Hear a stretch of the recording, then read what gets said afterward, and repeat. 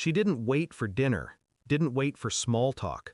I walked through the door still smelling like sand and gun oil, and she hit me with it. I wanted divorce, the house, the car, half your pension. My lawyer says it's a slam dunk. Her tone wasn't trembling, it was rehearsed, practiced like a speech she'd been waiting to deliver. I studied her face in silence. No trace of guilt, no hesitation. She had already built her life without me. This was just paperwork to her. I nodded once. As you wish. That was all I said, but in my chest something cold locked into place.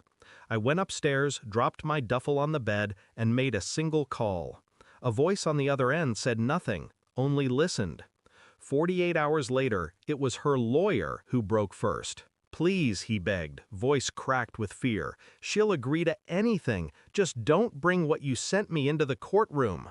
That was the moment I knew the war wasn't overseas anymore. It was here. And I wasn't the one who had been ambushed. Her betrayal wasn't about money. It never is. Money is just the smoke. The fire hides behind it. In the quiet moments, the signs came back to me. The late-night calls she brushed off. The unexplained withdrawals. The perfume that wasn't hers, lingering on her skin when she thought I wouldn't notice. I had ignored it. I told myself deployment made me paranoid, that I was reading ghosts in shadows. But when I saw the lawyer's face, sweat dripping, stuttering through excuses, I knew. This wasn't about splitting assets. She was running from something bigger, something she couldn't afford to have dragged into daylight. And I needed to know what it was. So I played her game, nodded at her cold demands, let her think she held the knife to my throat. All the while, I was sharpening my own. I started small, quiet. Phone records, calls at odd hours to the same number. A burner line traced back to a name I recognized. A man she swore she never knew. Financials next, wire transfers, hidden under layers of small accounts. Her name appeared where it shouldn't have. My money disappearing into places I had never set foot in. And then, the photographs. A friend slipped them into an envelope. No words, just images. Her in a hotel parking lot. Him leaning against the hood of his car. Their eyes locked in the kind of look that ends marriages long before divorce papers are signed. The fury should have ripped me apart. It didn't. Instead, I felt clarity. Cold. Precise. This wasn't just infidelity. This was deception written into every corner of my life. While I bled in deserts, she was building a future with another man, using my name, my pension, my father's legacy. I kept my silence, ate dinners with her, kissed her cheek goodnight. She never noticed the calculation behind my stare. The evidence piled higher. Piece by piece, the picture sharpened, and I waited. The file was complete when it landed in my hands. Financial records, photos, messages, enough to incinerate her in court, enough to strip her of custody, credibility, and every dollar she thought she could steal. I placed the folder on the table one evening, nothing dramatic, just set it down between us like a casual gesture. She frowned. "What's that?" I didn't answer. She opened it. Her face drained of color. The silence stretched, heavy and merciless. Her lips parted, trembling.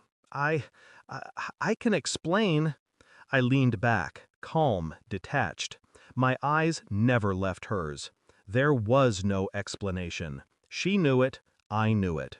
The truth wasn't a weapon, it was a mirror, and I forced her to stare into it.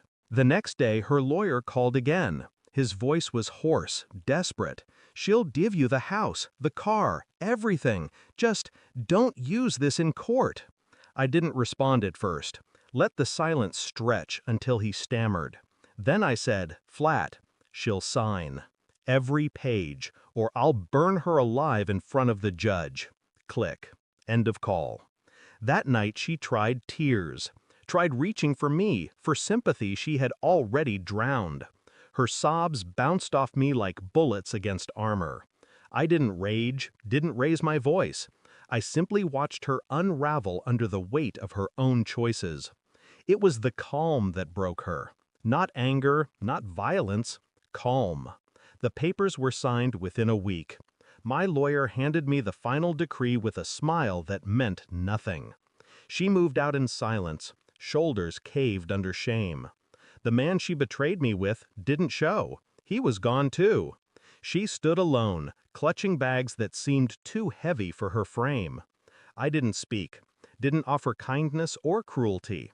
She had carved the distance herself. I only left it standing. As I closed the door on the life we'd built, the only thought that crossed my mind was how easily love rots when fed lies. She wanted the house, the car, my pension. What she got instead was the truth. And the truth was heavier than anything I could have carried back from war. Thanks for watching. Don't forget to like, share, and comment. Subscribe now to Cheating Stories Insight World for more amazing stories.